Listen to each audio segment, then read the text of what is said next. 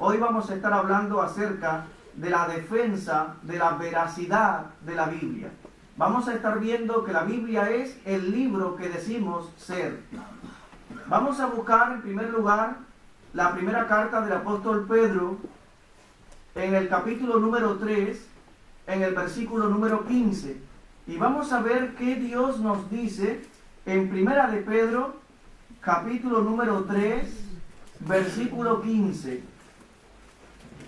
La parte que nos interesa en nuestro tema es la segunda parte de este versículo, pero lo vamos a leer completo. Dice así, primera de Pedro, capítulo 3, versículo 15. Sino santificad a Dios el Señor en vuestros corazones, y ahora dice, y estad siempre preparados para presentar defensa con mansedumbre y reverencia ante todo el que os demande razón de la esperanza que hay en vosotros. Dios en su palabra nos está diciendo que debemos de estar siempre preparados para presentar defensa acerca de la verdad de la Biblia, acerca de las enseñanzas de Dios en su palabra. Claro, con mansedumbre, con reverencia. Y en la carta de Judas, capítulo número 1, versículo 3, Judas dice algo que también tiene que ver con nuestro tema en esta mañana. Dice Judas, capítulo número 1, versículo 3, amados, por la gran solicitud que tenía de escribiros acerca de vuestra común salvación, me ha sido necesario escribiros exhortando que contendáis ardientemente por la fe que ha sido una vez dada a los santos. Judas está diciendo que contendamos por la fe, por las verdades de la Biblia. Se llama apologética, es la defensa de las verdades de las Escrituras. Bueno, como ustedes saben, la Biblia para el no creyente es un libro que se debe de leer para tener alguna cultura, es un libro bonito, es un libro de moral, pero que es un libro que está lleno de mitos, lleno de fábulas, no es un libro para creer en su contenido. A ciencia cierta no es un libro para creer en su contenido, eso es la Biblia para el no creyente. Pero para nosotros los cristianos la Biblia es la palabra de Dios. La palabra Biblia viene de una palabra griega que se escribe biblia, cuyo significado es libritos. Así que la Biblia es una colección de muchos libros, es una pequeña biblioteca que consta de 66 libros, 39 libros en el Antiguo Testamento y 27 libros en el Nuevo Testamento. Muchas personas piensan que nosotros los cristianos andamos con una Biblia debajo del brazo y creemos en ella a ciegas, o sea que no tenemos evidencias para demostrar la confiabilidad de las Escrituras.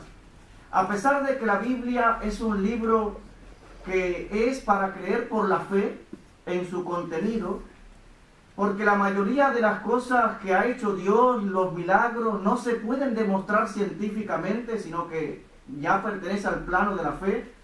Aún así, hoy vamos a estar meditando en algunas evidencias tanto internas como evidencias externas que apoyan la veracidad de la Biblia, que dan luz acerca de que la Biblia es un libro confiable, que nosotros podemos estar convencidos que ha venido de Dios. La primera evidencia interna que vamos a estar analizando es que la Biblia misma reclama ser un libro inspirado por Dios. La Biblia dice en 2 Timoteo capítulo número 3, versículos 16 y 17, toda la Escritura es inspirada por Dios y útil para enseñar, para redarguir, para corregir, para instruir en justicia, a fin de que el hombre de Dios sea perfecto, enteramente preparado para toda buena obra. Es decir, que la Biblia misma reclama ser un libro inspirado por Dios. Y esa palabra inspirado significa aspirado o soplado. O sea, como que Dios puso en la mente de esos escritores el mensaje que ellos debían escribir. También la Biblia dice, no lo busquen, en 2 de Pedro capítulo número 1, versículo 19 al 21 dice, tenemos también la palabra profética más segura, a la cual hacéis bien en estar atentos, como a una antorcha que alumbra en lugar oscuro, hasta que el día esclarezca y el lucero de la mañana salga en vuestros corazones, entendiendo primero esto, que ninguna profecía de la Escritura es de interpretación privada, porque nunca la profecía fue traída por voluntad humana, sino que los santos hombres de Dios hablaron siendo inspirados por el Espíritu Santo. Es decir, la Biblia misma está diciendo que es un libro que es el resultado de la inspiración divina, a pesar de que está escrito por hombres. Entonces, esa es la primera evidencia interna que tenemos para demostrar que la Biblia es la palabra de Dios. Ella reclama ser un libro inspirado por Dios.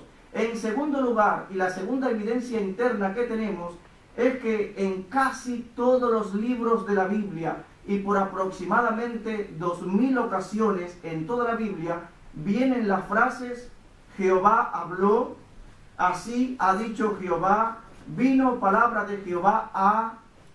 Vamos a buscar Isaías capítulo número 1, versículo 1 y 2. En el libro del profeta Isaías, capítulo número 1, versículo 1 y 2, dice así: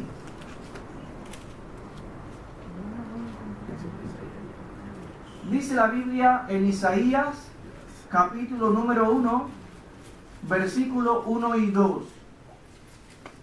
Visión de Isaías, hijo de Amós, la cual vio acerca de Judá y Jerusalén en días de Usías, Jotán, Acaz y Ezequías, reyes de Judá. Oíd cielos y escuchad tú, tierra, porque habla Jehová. O sea, esa frase, habla Jehová. Así aparece en casi 2000 ocasiones en la Biblia la frase: Jehová habló, vino palabra de Jehová a, así ha dicho Jehová. Por ejemplo, en Jeremías capítulo número 1, versículo 1 y 2, dice así. Jeremías capítulo número 1, versículo 1 y 2. Dice: las palabras de Jeremías, hijo de Hilcías, de los sacerdotes que estuvieron en Anatot, en tierra de Benjamín, palabra de Jehová que le vino en los días de Josías, hijo de Amón, etcétera, etcétera, etcétera. Es decir, que todos estos profetas están hablando y están escribiendo no lo que ellos creían que era importante, sino que ellos están diciendo que están escribiendo y están hablando la palabra que ha venido a ellos de parte de Dios. Entonces, y así por 2000 ocasiones aparecen en la Biblia estas expresiones. Entonces, estamos hablando acerca de la defensa de la veracidad de la Biblia, y la primera evidencia interna que tenemos para demostrar que la Biblia es la palabra de Dios es que ella reclama ser inspirada por Dios. Y en segundo lugar, que en ella aparece por casi 2000 ocasiones las expresiones: Jehová habló, así ha dicho Jehová, vino palabra de Jehová a.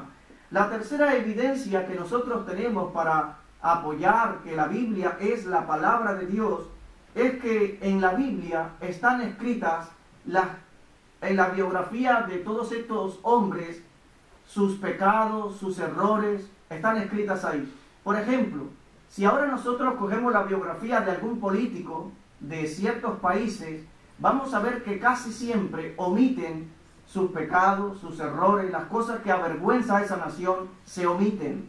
Sin embargo, en la Biblia encontramos el pecado del rey David, cuando pecó con Betsabé, cuando mandó a matar prácticamente a Urías Eteo. En la Biblia encontramos escrito por Moisés la rebelión de Moisés contra Dios, cuando no glorificó a Dios al golpear aquella roca y no hablarle. Es decir, que en la Biblia encontramos también los defectos, los pecados de estos escritores de la Biblia y de estos grandes personajes de la historia del pueblo de Israel. La cuarta evidencia interna que nosotros tenemos para demostrar que la Biblia es la palabra de Dios son las profecías cumplidas. No existe otro libro sobre la faz de la tierra que pueda decir con anterioridad lo que va a ocurrir 1000 años, 2000 años, 3000 años posteriores. Nosotros estuvimos analizando el libro de Daniel, el libro profético de Daniel, y estuvimos viendo cómo el libro profético de Daniel, todas las profecías que son hasta nuestros días, cómo cada una de ellas ha tenido al 100% su cumplimiento, cómo Daniel predijo, o sea, Dios a través de Daniel predijo siglos antes el surgimiento del imperio medo-persa, el surgimiento del imperio griego, del imperio romano, etcétera, etcétera, etcétera. En la Biblia encontramos numerosas profecías acerca solamente de la vida de Jesús, y cada una de ellas tuvo su cumplimiento al 100%. Vamos a ir viendo solamente algunas. Por ejemplo, que nacería de una mujer virgen. Si buscamos Isaías 7:14, nos vamos a dar cuenta que dice, Isaías capítulo número 7, versículo 14, dice así. Isaías está escribiendo aproximadamente 740, 750 años antes del nacimiento de Cristo. Y Isaías está hablando proféticamente y dice así, Isaías capítulo 7, versículo 14. Por tanto, el Señor mismo os dará señal. He aquí la Virgen concebirá y dará a luz un hijo y llamará su nombre Emmanuel. Dios con nosotros. Vamos a ver su cumplimiento en Mateo capítulo número 1, versículo 23.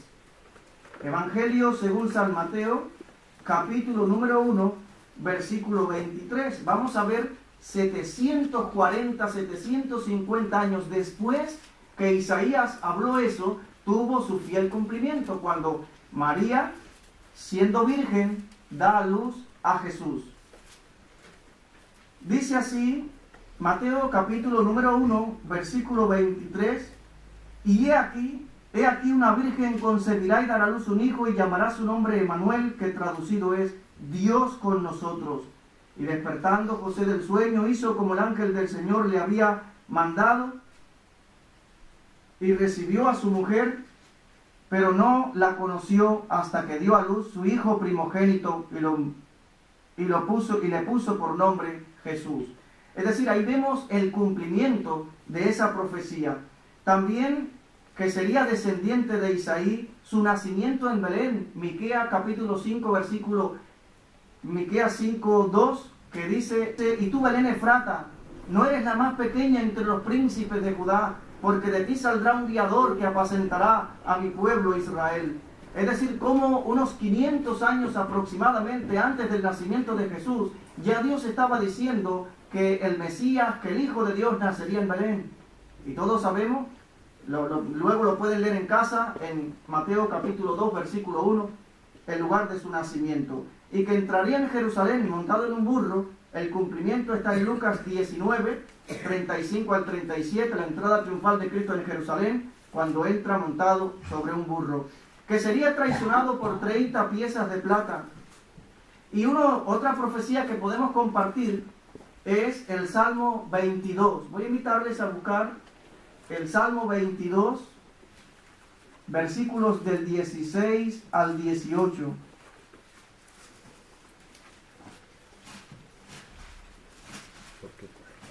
El Salmo 22, versículos del 16 al 18, es un salmo mesiánico, es un salmo profético que habla acerca del Mesías, escrito por David aproximadamente 1000 años antes del nacimiento de Cristo.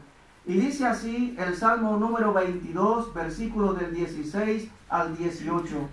Porque perros me han rodeado, me han cercado cuadrilla de malignos, horadaron mis manos y mis pies. Contar puedo todos mis huesos, entre tanto ellos me miran y me observan. Repartieron entre sí mis vestidos y sobre mi ropa echaron suertes. Ahora, cuando David está escribiendo este salmo, ahí el final del versículo 16 que dice, horadaron mis manos y mis pies, y está hablando de la crucifixión, de cómo a Jesús le traspasan sus manos y sus pies, ya sea por aquí o por aquí, traspasaron sus manos y sus pies. Pero es curioso que cuando David está escribiendo, la crucifixión no existía. No existía ese método de ejecución de un prisionero, sino que según los historiadores, la crucifixión llegó a ser introducida en el mundo por los romanos unos 400 años aproximadamente antes de Cristo. Entonces, ¿cómo David va a describir la muerte del Mesías de esa manera? Bueno, porque es un libro que es inspirado por Dios y que las profecías cumplidas son una evidencia más que apoya la veracidad de la Biblia, que la Biblia es un libro fuera de lo común, que es el libro de los libros, que es un libro que ha salido de Dios y que Dios conoce el futuro, que Dios lleva a cabo el curso de la historia, que Dios dirige su creación. También está profetizado que resucitaría. El Salmo 16, versículo 10 dice, Salmo 16, versículo 10 dice, porque no dejarás mi alma en el Seol, ni permitirás que tu santo vea corrupción. Habla acerca de la resurrección de Cristo, que su alma no fue dejada en el Seol. Él se levantó triunfal del sepulcro, Él vive. Entonces todo eso son evidencias que apoyan la veracidad de la Biblia. La Biblia dice en Mateo 5, 18, la parte B, ni una jota ni una tilde pasará de la ley hasta que todo se haya cumplido. Y miren lo que Dios dice en Isaías 55. En Isaías capítulo número 55, los versículos 10 y 11, miren qué gran verdad. Isaías 55, versículo 10 y versículo 11 dice, porque como desciende de los cielos la lluvia y la nieve, y no vuelve allá, sino que riega la tierra y la hace germinar y producir, y da semilla al que siembra, y pan al que come, así será mi palabra que sale de mi boca. No volverá a mí vacía, sino que hará lo que yo quiero, y será prosperada en aquello para que la envíe. Es decir, la palabra de Dios siempre cumple su objetivo. La palabra de Dios jamás regresa vacía. Ella cumple el objetivo para el cual Dios la envía. Entonces, algunas evidencias internas que tenemos para demostrar y apoyar la veracidad de la Biblia es que la Biblia es un libro que reclama ser inspirado por Dios, que en la Biblia encontramos en casi 2000 ocasiones las frases Jehová habló, así ha dicho Jehová, vino palabra de Jehová a. Y también la tercera evidencia que tenemos es que la Biblia no omite los pecados, los errores de estos grandes hombres de la Biblia, de estos grandes hombres de Dios. Y también las profecías cumplidas. Vamos a ver también la singularidad de la Biblia. ¿Qué hace a la Biblia ser un libro tan especial? Un libro único. No existe otro como la Biblia. No existe otro libro con la peculiaridad de las Santas Escrituras. Por ejemplo, si nosotros ahora cogemos, digamos, 10 estudiantes que estén ahora mismo cursando cuarto o quinto año en la Universidad de La Laguna, que estén estudiando medicina, vamos a decir, y cogemos 10 estudiantes que los 10 sean nacidos aquí en Tenerife, y vamos a poner a esos 10 jóvenes a hablar sobre un tema. Le vamos a pedir que hable acerca de la sexualidad, acerca del amor, y cuando esos 10 jóvenes terminen de escribir acerca de este tema, al final ellos van a tener contradicciones. Es decir, cada uno de ellos va a hablar según su punto de vista, de lo que creen del sexo, de lo que creen del amor, cada uno de ellos. Sin embargo, la Biblia es un libro que se escribió en un periodo de aproximadamente 1600 años. Desde que Moisés comenzó a escribir el Génesis hasta que Juan terminó de escribir el Apocalipsis, han transcurrido un periodo de 1600 años. La Biblia está escrita no por 10 personas, sino por alrededor de 40 autores diferentes, de diferentes oficios, de diferentes clases sociales, como fueron reyes, David, Salomón, como fue copero, Nehemías. Fue escrito por pastores de ovejas, como fue en alguna época de su vida Moisés, David, por filósofos, como fue Pablo, un gran pensador de su época, por pescadores, como fue Pedro, Juan, por poetas, como pudo haber sido Salomón, David, por cobrador de impuestos, como fue Mateo, por un médico, Lucas, y por profetas, Isaías, Jeremías, etcétera, etcétera, etcétera. Se escribió en lugares diferentes, se escribió en el desierto, se escribió en cárceles, se escribió en palacios, se escribió durante viajes, se escribió en tiempos de guerra, en tiempos de paz, se escribió en 3 continentes diferentes, Asia, África y Europa. Se escribió en 3 idiomas diferentes, hebreo, arameo y griego. Habla de cientos de temas. La mayoría de estos escritores, por supuesto, no se conocieron, pero a pesar de todo ello, hay una unidad sorprendente en toda la Biblia. No existe la menor contradicción. Hay una misma historia en desarrollo, hay un mismo mensaje desde la página 1 hasta la página final. Dios redime al hombre. Dios salva al hombre. Toda la escritura es un complemento. Los 66 libros se complementan. En el libro de Génesis encontramos el origen del ser humano, encontramos la creación, encontramos el origen del pecado, el hombre viviendo y apartándose de Dios, pero en el libro de Apocalipsis encontramos el final de la historia del pecado en la humanidad. Encontramos el hombre viviendo con Dios, el hombre viviendo en esa ciudad de Dios, en el paraíso restaurado. Es decir, que todo se complementa.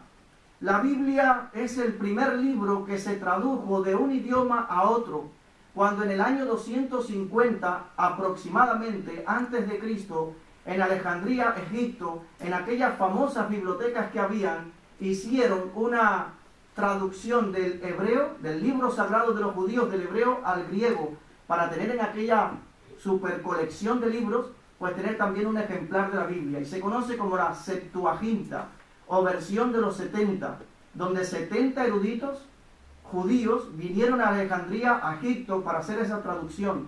Es decir, que la Biblia es el primer libro que se ha traducido de un idioma a otro.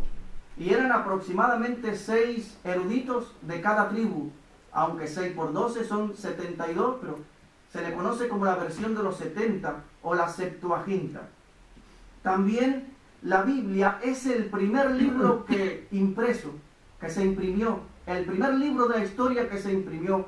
La Biblia de Gutenberg, no sé si se pronuncia exactamente así, Gutenberg, impresa por Johannes Gutenberg en Mainz, Alemania, en la década de 1450. Es el libro más vendido de la historia, el único que está traducido a casi todos los idiomas y dialectos principales del mundo. Es el que más ejemplares se posee en el mundo. No existe otro libro que tenga más ejemplares que la Biblia. Es un libro único, e incluso las gafas para ver surgieron por la necesidad que tenía un hombre de leer las Escrituras. Y bueno, se iría modernizando con el tiempo, pero la idea surgió precisamente porque había un señor que quería leer la Biblia. Bueno, todo esto son evidencias internas que apoyan la veracidad de la Biblia, pero vamos a ver también algunas evidencias externas que dan luz, que arrojan luz acerca de la confiabilidad de las Escrituras.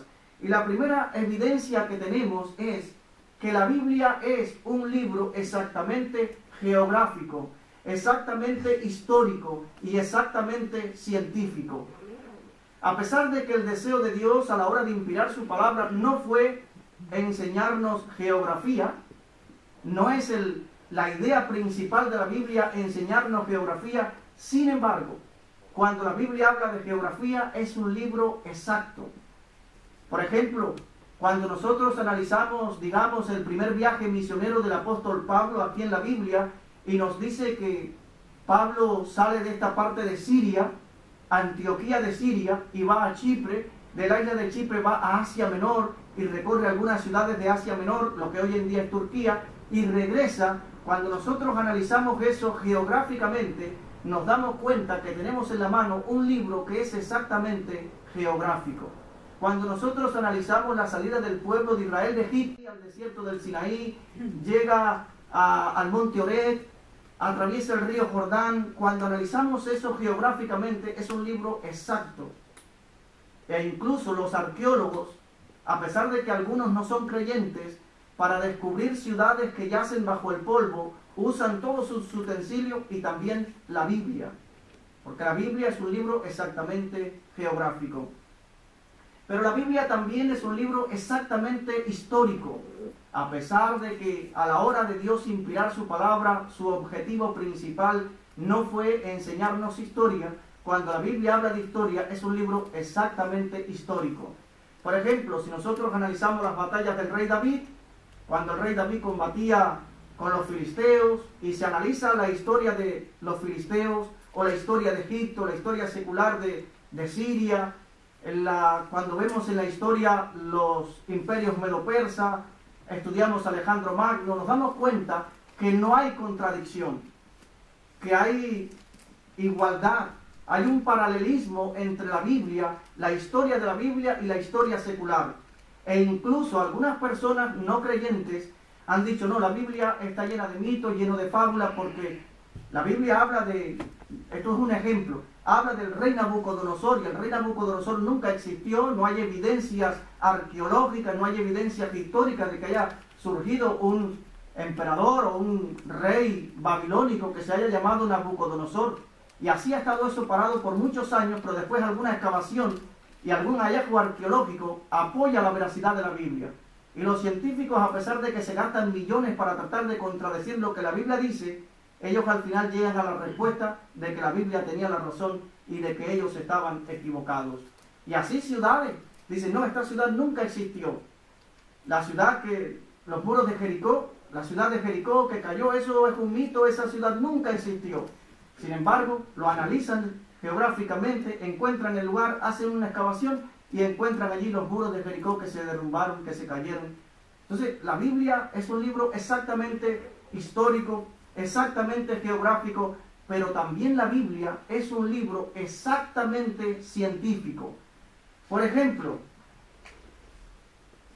hay un libro que se conoce como La Historia de la Tierra, y ese libro, en la página número 13, un libro de la historia secular, no es un libro cristiano, ese libro en la página número 13 dice que en el año 1400 después de Cristo, aún se pensaba que la Tierra era plana y que descansaba sobre algo. Existían algunas dudas al respecto, que eso no podía ser cierto, pero no existían pruebas para demostrar lo contrario. En la India se dice que en los tiempos de Cristo pensaban que la Tierra era plana y que descansaba sobre una tortuga gigante, la cual estaba sobre 4 elefantes, y cuando estos se movían, ocurría un temblor de tierra.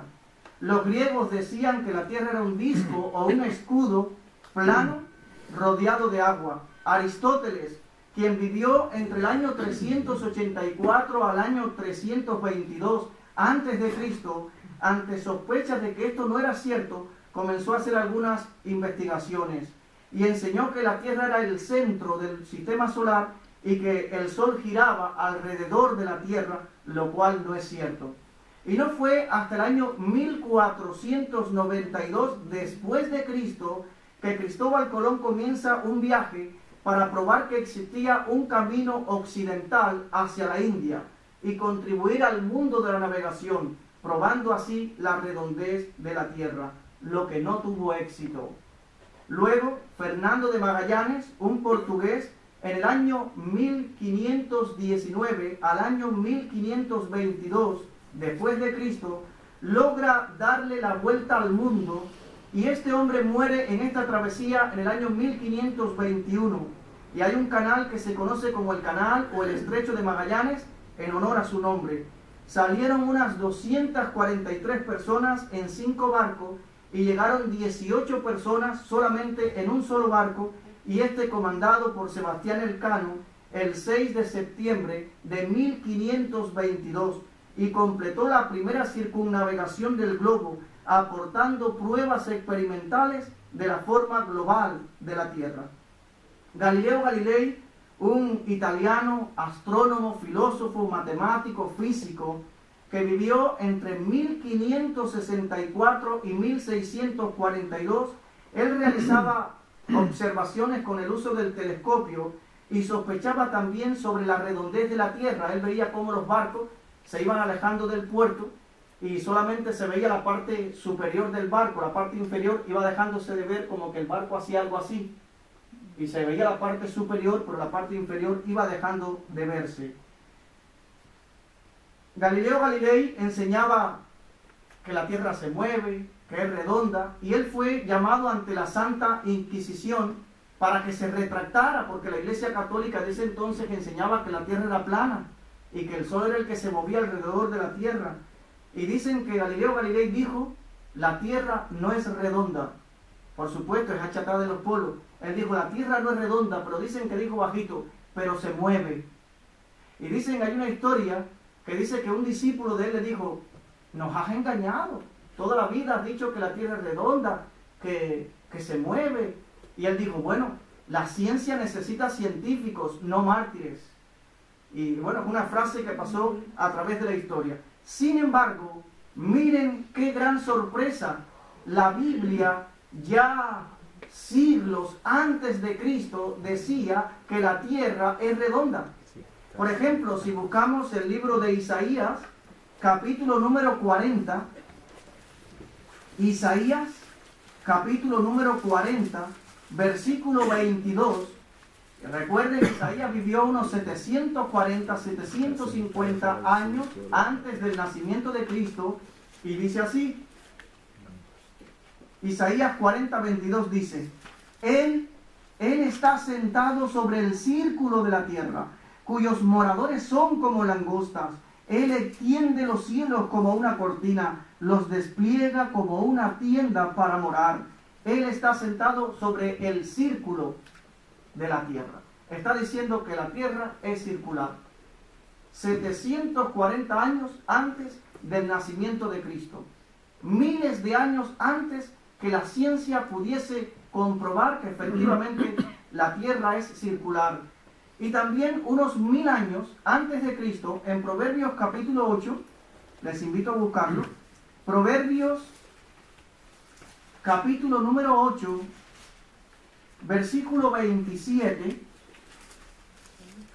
Proverbios 8, 27, aproximadamente 900, entre 900 a 1000 años antes de Cristo, dice la Biblia, cuando formaba los cielos, allí estaba yo, cuando trazaba el círculo sobre la faz del abismo. El círculo. Ya la Biblia está diciendo que la tierra es circular, pero más sorprendente aún, probablemente 1500 años antes de Cristo, el libro de Job dice en Job capítulo número 26, versículo 7, Job capítulo 26, versículo 7. Miren qué maravilloso. Dice Job capítulo 26, versículo 7. Él extiende el norte sobre vacío, cuelga la tierra sobre nada. Es decir, la tierra está ahí colgando sobre la nada. Ahí la tierra circular creada por Dios y las leyes de Dios, las fuerzas de Dios la sostienen.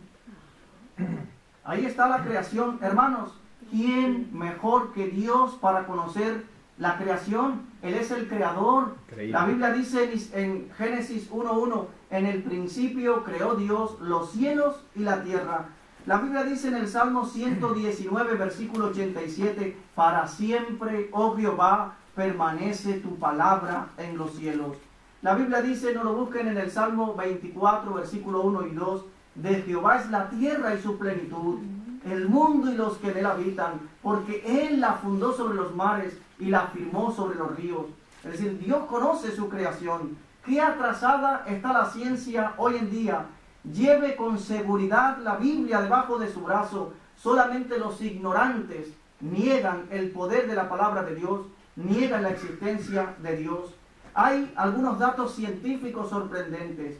Yo les pregunto, cuando Dios llamó a Abraham e hizo un pacto con él acerca de la circuncisión, ¿a los cuántos días de nacido debía de ser circuncidado ese varón? A los 8 días de nacido. A los 8 días de nacido debía de ser circuncidado todo varón. ¿Saben ustedes por qué? En el año 1935 se pone el nombre de vitamina K al factor en los alimentos que ayuda a prevenir las hemorragias en los bebés.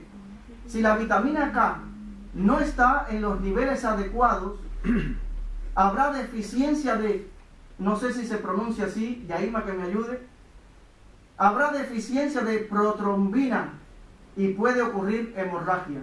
Protrombina, no sé si se pronuncia exactamente así. Es solamente en el 8º día de nacido del niño varón en el cual los niveles de la vitamina K, de protrombina, están a más del 100% de lo normal. Solamente ese día. No existe otro día en la vida de un varón en el cual los elementos coagulantes estén en mayor por ciento en su cuerpo. Ahora, ¿quién le habrá dicho a Moisés o a Abraham que era precisamente la circuncisión debía de ser en el 8º día? ¿Quién sino Dios? Y eso hoy la ciencia lo aprueba, lo investiga, que el nivel ese solamente está en el 8º día de nacido. Y eso Abraham vivió unos 2000 años antes de Cristo. Y este hallazgo científico fue del año 1935, es decir, 3935 años de antigüedad. Ya Abraham sabía que el 8º día era el mejor día para circuncidar al niño. Dios lo mandó así. También la cuarentena. La cuarentena es el aislamiento de enfermos o sospechosos de estarlo. Después de la peste negra o la peste bubónica llegar a Europa, por el año 1348, Venecia establece el primer sistema institucionalizado del mundo de cuarentena. Es decir, las personas aparentemente enfermas debían de estar separados del resto de la población para no contaminar a la gente sana, porque hay muchas enfermedades infecciosas y que se contagian. Sin embargo, ya la Biblia hablaba de eso. No lo vamos a leer, pero en Levíticos capítulo número 13, versículos 45 y 46, y casi todo ese capítulo habla acerca de los leprosos, que ellos debían de estar aislados de la población, porque era algo contagioso. Sin embargo, ya la Biblia con anterioridad lo decía.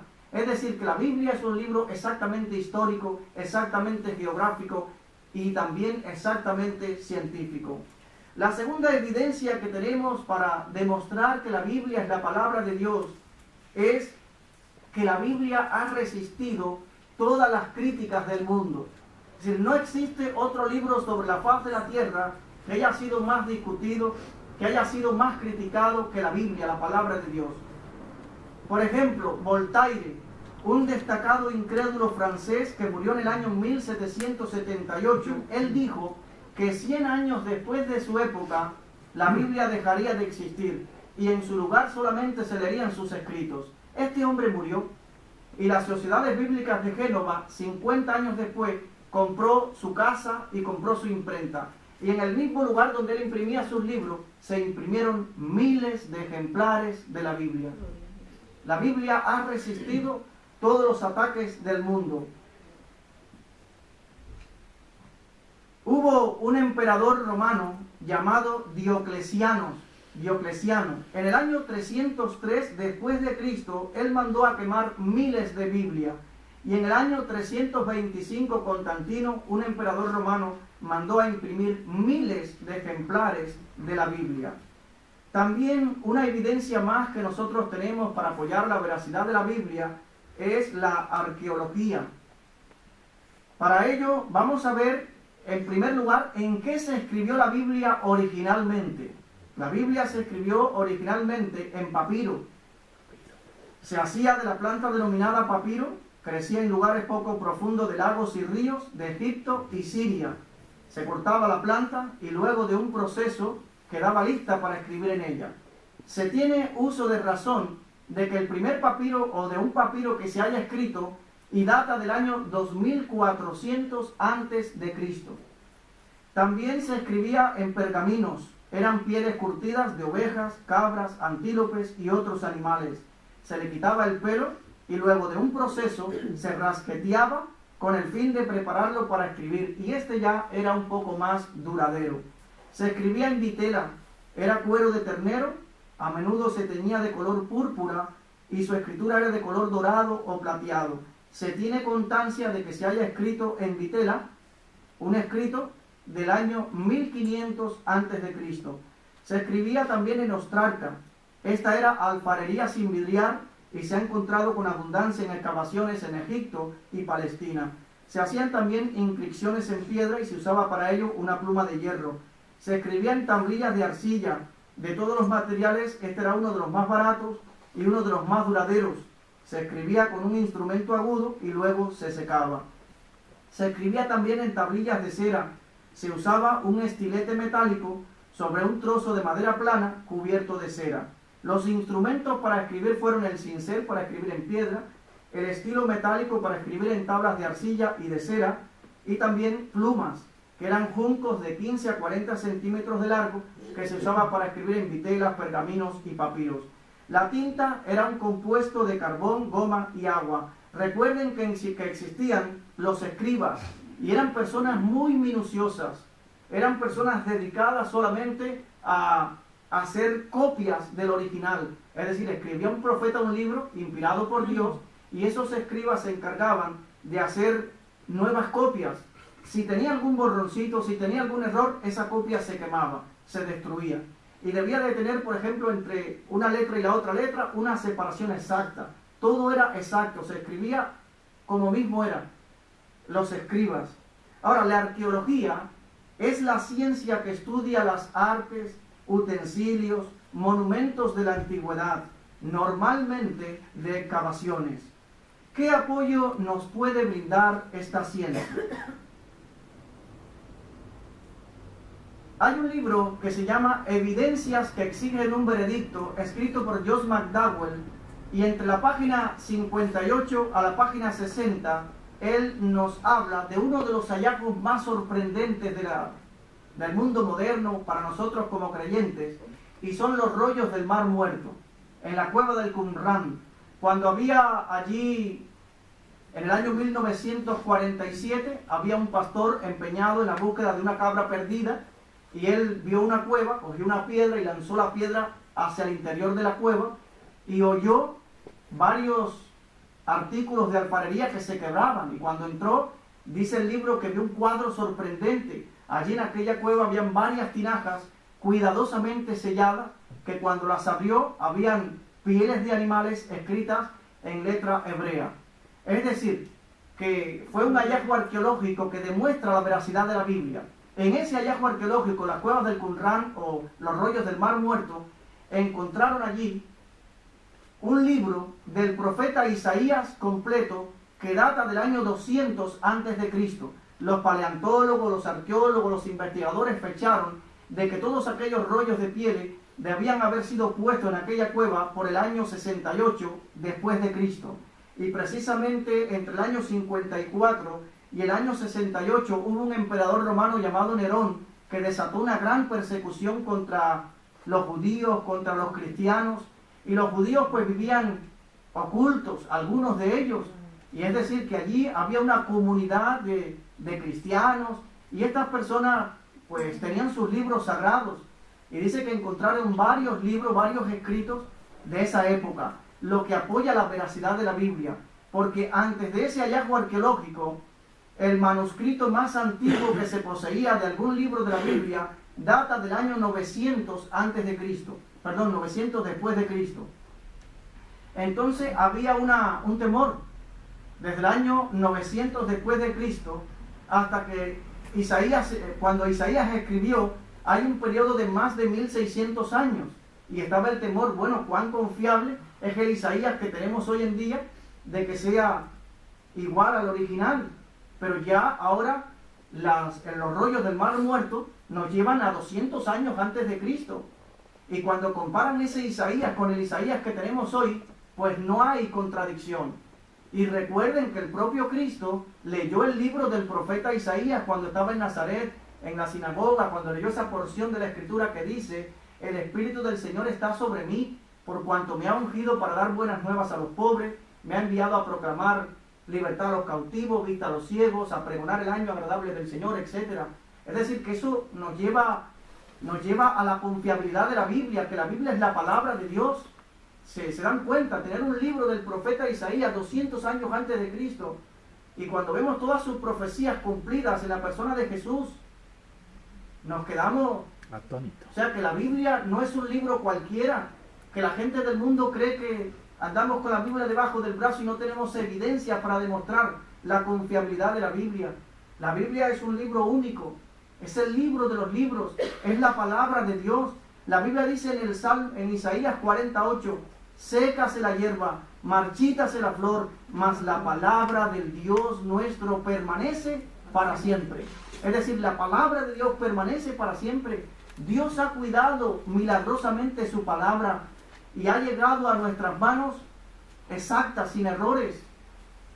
La Biblia es sin errores en los manuscritos originales, pero también podemos confiar en todo su contenido, como la palabra de Dios, la palabra que Dios ha inspirado a estos hombres para que nosotros hoy la tengamos en el idioma que podemos entender. La Biblia también, otra evidencia externa que tenemos, y la última para compartir hoy, es que la Biblia es un libro poderoso para cambiar vidas. No existe una persona sobre la faz de la tierra que se haya leído la Biblia y haya quedado igual. La Biblia transforma nuestra vida. La palabra de Dios penetra en lo más profundo de nuestro ser y hace de nosotros las personas que Dios quiere que seamos. La Biblia dice en el Salmo 19, versículo 7, la ley de Jehová es perfecta, que convierte el alma. La palabra de Dios tiene la capacidad de dar la vida. Es la palabra viva y eficaz que penetra hasta partir el alma y el espíritu, los tuétanos, las coyunturas. También la Biblia dice en el Salmo 119, versículo 105, lámpara es a mis pies tu palabra y lumbrera a mi camino. Pedro escribía en 2 de Pedro, capítulo 1, versículo 19, decía, tenemos también la palabra profética más segura, a la cual hacéis bien en estar atentos, como una antorcha que alumbra en lugar oscuro, hasta que el día esclarezca y el lucero de la mañana salga en vuestros corazones. Cuando esa palabra de Dios, que es luz, que es lámpara, entra en lo más profundo de nuestra alma, ella comienza a alumbrar las tinieblas de nuestro corazón. Ella comienza a alumbrar nuestra alma. Ella comienza a dar vida a nuestro espíritu, la palabra de Dios. Y entonces Dios nos va transformando en un hombre nuevo, en una mujer nueva. Solamente la Biblia puede transformar un corazón como el de Nicky Scrooge, que era un asesino, que era un criminal, que era un drogadicto, que era un pandillero en Nueva York, en los Estados Unidos, y hacer de él un pastor, un hombre que va por el mundo sembrando la palabra de Dios. Solamente la Biblia, la palabra de Dios, puede transformar un corazón como el del apóstol Pablo, un hombre que perseguía a la iglesia, un hombre que daba su consentimiento cuando moría alguien que predicaba a Jesucristo, y fue transformado en un hombre de Dios, llevando el evangelio por diferentes partes del mundo. Solamente la Biblia. Hoy en día hay muchas personas enganchadas a las drogas, enganchadas a muchos vicios, y saben que ese vicio le está destruyendo su matrimonio, está destruyendo su vida, su salud, su economía, le está destruyendo moralmente ante la sociedad en que vivimos. Quieren dejarlo, pero no pueden. Pero cuando la gente viene a Dios, cuando la gente comienza a leer la palabra de Dios y va siendo transformado por la palabra de Dios, es otra María, es otro Juan, es otro Pedro, es otro Manuel, es otra persona. Porque la palabra de Dios tiene esa capacidad de transformar nuestros corazones, transformar nuestra vida. Recuerden, Dios creó el universo con el poder de su palabra. Dios dijo, sea la luz, y fue la luz. Descúbrase lo seco, y ahí fue separándose las aguas, saliendo la tierra. Entonces esa palabra tiene la capacidad de transformarnos. Es por eso que cada creyente debe de apartar diariamente un ratito para estar a solas con Dios, para leer su palabra, para alimentar nuestra alma de su palabra, para conversar con Dios, para estar ahí en su presencia, para alimentarnos espiritualmente hablando. Entonces, todo creyente, toda persona sobre la faz de la tierra necesita leer, creer y obedecer la palabra de Dios.